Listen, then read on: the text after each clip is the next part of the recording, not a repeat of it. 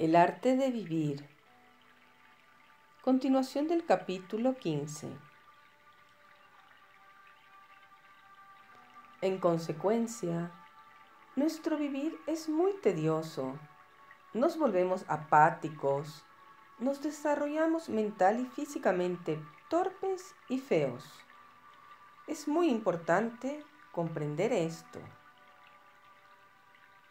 La sencillez es libertad de la mente respecto de la experiencia, de la carga de la memoria. Pensamos que la sencillez es una cuestión de no tener sino pocas ropas y una escudilla de mendigo. Creemos que una vida sencilla consiste en poseer muy poco externamente. Eso puede estar muy bien, pero la verdadera sencillez implica estar libre del conocimiento, libre de los recuerdos y de la acumulación de experiencias. ¿No han reparado en las personas que dan mucha importancia al hecho de poseer muy poco y piensan que son muy sencillas? ¿Las han escuchado? Aunque puedan no tener más que un taparrabo y un bastón, están llenas de ideales. Internamente son muy complejas, luchando consigo mismas, esforzándose por seguir sus propias proyecciones, sus propias creencias. Internamente no son sencillas. Están repletas de lo que han recogido de los libros, repletas de ideales, dogmas, temores. Exteriormente podrán poseer solo un bastón y unas pocas ropas. Pero la verdadera sencillez de la vida es permanecer internamente vacío, inocente, sin acumular conocimientos, sin creencias ni dogmas, sin el miedo a la autoridad. Y ese estado de sencillez interna puede nacer solo cuando comprendemos realmente cada experiencia de instante en instante. Si hemos comprendido una experiencia, entonces esa experiencia se ha terminado. No deja ningún residuo. Es a causa de que no comprendemos la experiencia, de que recordamos su placer o su dolor, que jamás somos internamente sencillos. Aquellos que tienen una disposición religiosa persiguen las cosas que contribuyen a la sencillez exterior, pero internamente son caóticos, confusos, están agobiados por innumerables anhelos, deseos, conocimientos, tienen miedo de vivir, de experimentar. Si observan la envidia, verán que es una forma profundamente arraigada de recordación que constituye un factor muy deteriorante, muy destructivo en nuestras vidas. Y lo mismo ocurre con la experiencia. Esto no quiere decir que deban olvidar los hechos cotidianos o evitar la experiencia. No pueden. Pero el hombre que está lleno de experiencias no es necesariamente un hombre sabio. El que tiene una experiencia y se aferra meramente a esa experiencia no es un hombre sabio. Es como cualquier colegial que lee y acumula información de los libros. Un hombre sabio es inocente, está libre de la experiencia, es internamente sencillo, aunque exteriormente pueda tener todas las cosas de la tierra o muy pocas. Interlocutor. La inteligencia forma el carácter. Krishnamurti. ¿Qué entendemos por carácter? ¿Y qué entendemos por inteligencia? Todos los políticos, ya sean de la variedad de Delhi o el voceador local de ustedes, continuamente usan palabras tales como carácter, ideal, inteligencia, religión, Dios. Escuchamos estas palabras con atención absorta porque parecen muy importantes. La mayoría de nosotros vive de palabras, y cuanto más elaboradas y exquisitas son las palabras, más satisfechos nos sentimos. Averigüemos, pues, qué es lo que entendemos por inteligencia y qué entendemos por carácter. No digan que no contesto de una manera definida. Buscar definiciones, conclusiones, es uno de los trucos de la mente y significa que no quieren investigar y comprender, que solo quieren seguir las palabras. ¿Qué es la inteligencia? Si un hombre está atemorizado, ansioso, si siente envidia, codicia, si su mente copia, imita y está repleta con el conocimiento y las experiencias de otras personas, si su pensar se halla limitado y moldeado por la sociedad, por el miedo, ¿es inteligente un hombre así? No lo es, ¿verdad? ¿Y puede tener carácter un hombre temeroso, no inteligente? Siendo el carácter algo original, no la mera repetición de los tradicionales debes y no debes. ¿Es carácter la respetabilidad? ¿Entienden lo que significa esa palabra respetabilidad? Uno es respetable cuando es estimado, respetado por la mayoría de las personas que lo rodean. ¿Y qué es lo que la mayoría de las personas respetan? ¿Qué respetan las personas de la familia, las personas de la masa? Respetan las cosas que ellas mismas desean y que han protegido como una meta, como un ideal. Respetan aquello que presumen en contraste con su propio estado inferior. Si uno es rico y poderoso, o tiene gran renombre político, o ha escrito libros de éxito, es respetado por la mayoría.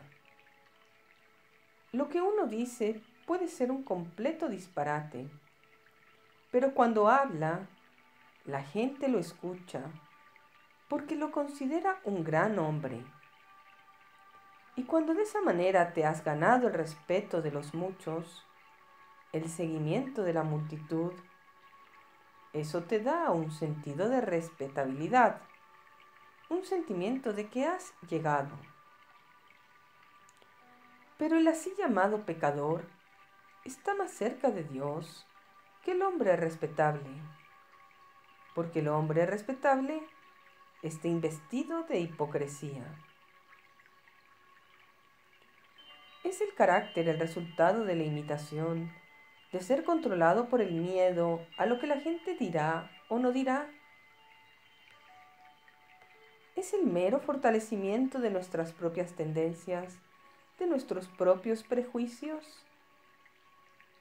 Es el sostenimiento de la tradición, ya sea de la India, de Europa o de América.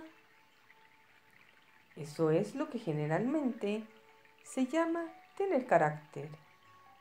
Ser una persona fuerte que sostiene la tradición local y así es respetada por los muchos. Pero cuando uno prejuzga, imita, cuando uno está atado por la tradición, cuando tiene miedo, hay inteligencia, hay carácter. Imitar, seguir, rendir culto, tener ideales. Ese camino conduce a la respetabilidad. pero no a la comprensión. Un hombre de ideales es respetable, pero jamás estará cerca de Dios. Jamás sabrá lo que es el amor, porque sus ideales son un medio para ocultar su temor, su imitación, su sentimiento de soledad. Por lo tanto, sin comprendernos a nosotros mismos, sin darnos cuenta de todo lo que está operando en nuestra propia mente, cómo pensamos, si estamos imitando, copiando, si tenemos miedo, si estamos buscando el poder, no puede haber inteligencia. Y la que crea el carácter es la inteligencia, no el culto al héroe o a la persecución de un ideal. La comprensión de nosotros mismos, de nuestro propio y extraordinariamente complicado yo, es el principio de la inteligencia, la cual revela el carácter. Interlocutor. ¿Por qué un hombre se siente perturbado cuando otra persona le mira fijamente? Krishnamurti. ¿Tú te sientes nervioso cuando alguien te mira? Cuando un sirviente, un aldeano, alguien a quien consideras inferior, te mira, ni siquiera te enteras de que está ahí. Solo pasas de largo sin hacer caso de él. Pero cuando te miran tu padre, tu madre o tu maestro, te sientes algo ansioso, porque ellos saben más que tú y pueden descubrir cosas sobre ti. Yendo un poco más arriba, si algún funcionario del gobierno o algún otro visitante destacado repara en ti, eso te complace, porque esperas obtener algo de él, un empleo o alguna clase de recompensa. Y si te mira un hombre del cual nada deseas, eres por completo indiferente, ¿verdad? Lo importante, pues, es descubrir qué está operando en tu propia mente cuando alguien te mira. Porque la manera como respondes a una mirada o a una sonrisa significa muchísimo. Infortunadamente, muy pocos de nosotros nos damos cuenta de todas estas cosas. Jamás reparamos en el mendigo, en la aldeana que lleva su pesada carga, o en el oro que pasa volando. Estamos tan ocupados con nuestros propios pesares, anhelos y temores, con nuestros placeres y rituales, que no somos conscientes de las muchas cosas significativas que hay en la vida. Interlocutor. ¿No podemos cultivar la comprensión? Cuando constantemente tratamos de comprender, ¿no significa eso que estamos practicando la comprensión? Krishnamurti. ¿Es cultivable la comprensión? ¿Es algo para practicarse como practicamos el tenis, o el piano, o el canto o la danza? Podemos leer un libro una y otra vez hasta que estemos completamente familiarizados con él. ¿Es la comprensión, como eso, algo para ser aprendido mediante la constante repetición, lo cual es, en realidad, el cultivo de la memoria? ¿Acaso la comprensión no es de instante en instante y por lo tanto algo que no puede ser practicado? ¿Cuándo comprendemos? ¿Cuál es el estado de nuestra mente y de nuestro corazón cuando comprendemos algo? Cuando me escuchan decir algo muy verdadero acerca de los celos, que los celos son destructivos, que la vida es el factor principal de deterioro en la relación humana, ¿cómo responden a ello? ven instantáneamente la verdad que implica o comienzan a pensar acerca de los celos, a hablar sobre ellos, a racionalizarlos o a analizarlos. Es la comprensión un proceso ya sea de racionalización o de lento análisis. ¿Puede la comprensión ser cultivada como cultivan ustedes un jardín para que produzca frutos o flores? Por cierto, comprender es ver directamente la verdad de algo, sin barrera alguna de palabras, prejuicios o motivos. Interlocutor. ¿El poder de comprender es el mismo en todas las personas? Krishnamurti. Supongamos que te presentan algo verdadero y ves muy rápidamente la verdad de ello. Tu comprensión es inmediata porque no tienes barreras. No estás lleno de importancia propia, tienes ansia de descubrir, así que percibes instantáneamente. Pero yo tengo muchas barreras, muchos prejuicios, soy celoso, estoy desgarrado por conflictos que se basan en la envidia, estoy lleno de mi propia importancia, he acumulado cosas en la vida y en realidad no deseo ver. Por lo tanto, no veo, no comprendo. Interlocutor.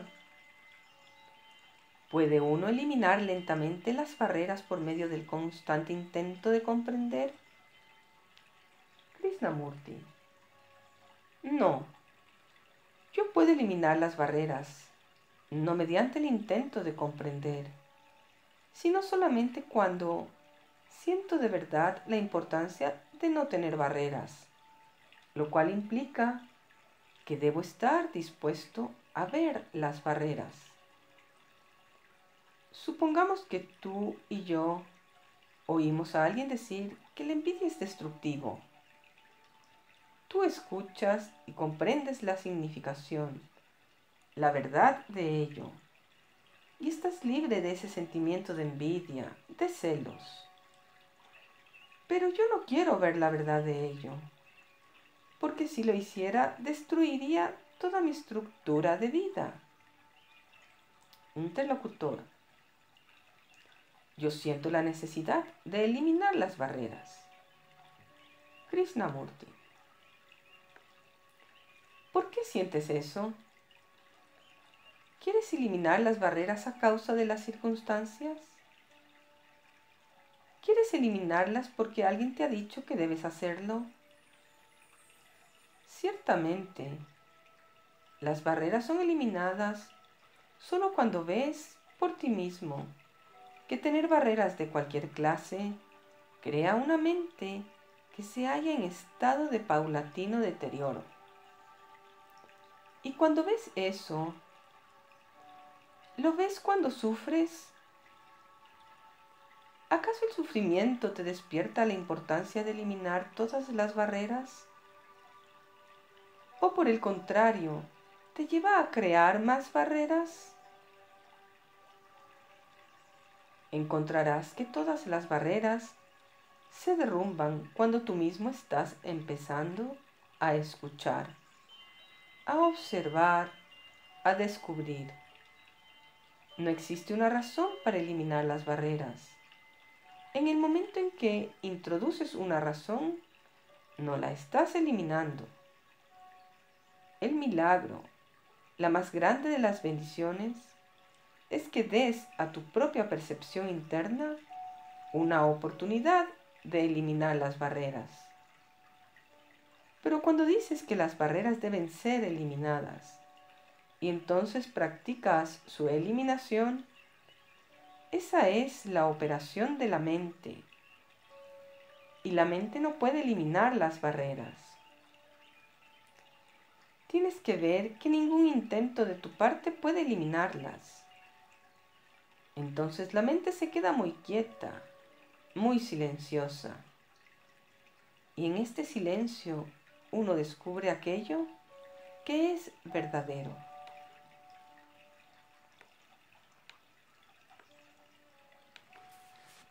Capítulo 16.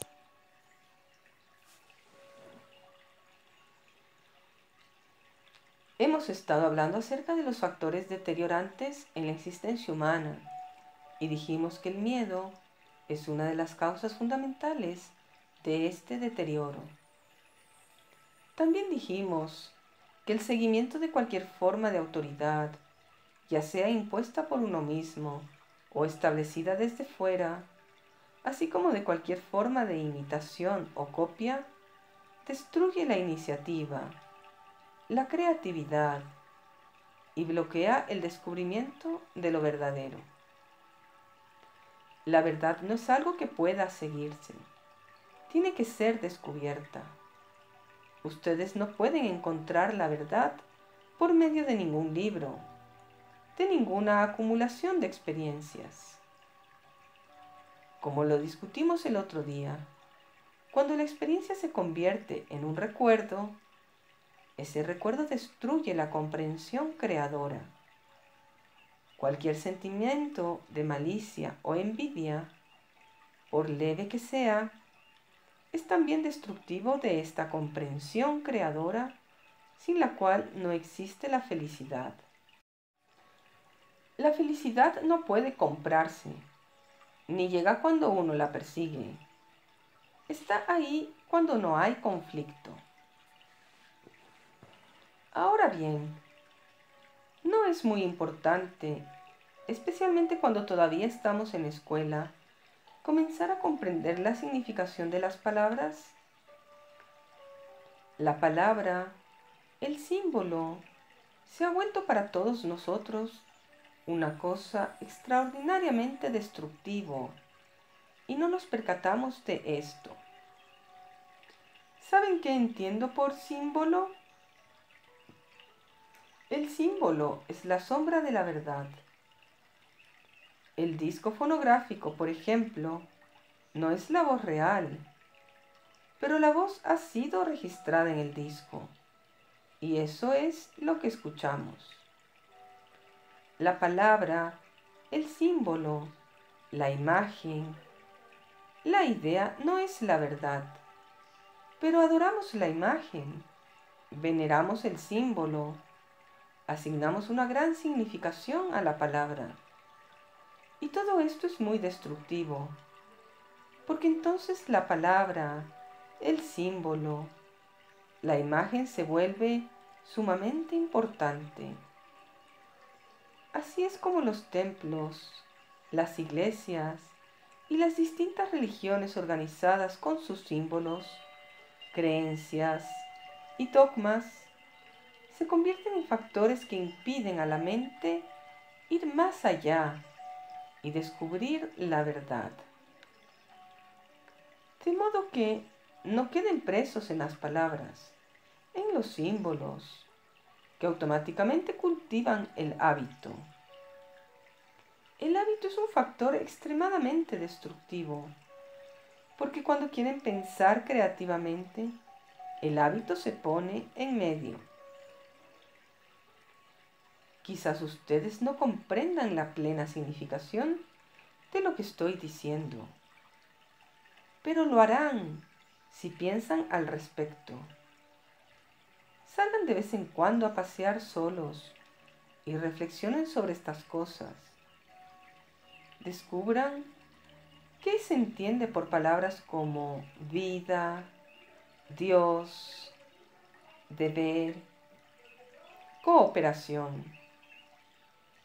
Todas esas palabras extraordinarias que usamos con tanta prodigalidad. ¿Se han preguntado alguna vez qué significa deber? ¿Deber hacia qué? ¿Hacia los ancianos?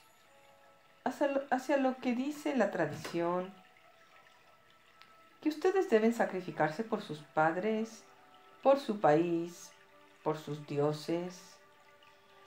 Esa palabra, deber, se ha vuelto extraordinariamente significativa para ustedes, ¿verdad? Está cargada de mucha significación que se les impone.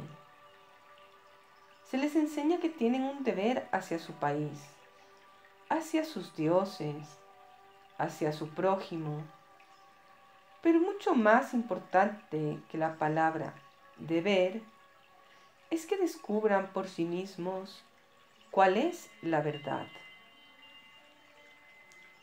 Sus padres y la sociedad usan esa palabra deber como un medio de moldearles, de ajustarles conforme a las idiosincrasias particulares de ellos, a sus hábitos de pensamiento, a sus agrados y desagrados, esperando de ese modo garantizar su propia seguridad. Así que tómense tiempo, sean pacientes, analicen, investiguen y descubran por sí mismos qué es verdadero en todo esto. No acepten meramente la palabra deber, porque donde hay deber, no hay amor. Del mismo modo, tomemos la palabra cooperación. El Estado quiere que ustedes cooperen con él. Si cooperan con algo sin comprenderlo, están meramente imitando, copiando. Pero si comprenden, si descubren la verdad de algo, entonces al cooperar están viviendo, moviéndose con ello, y ello forma parte de ustedes.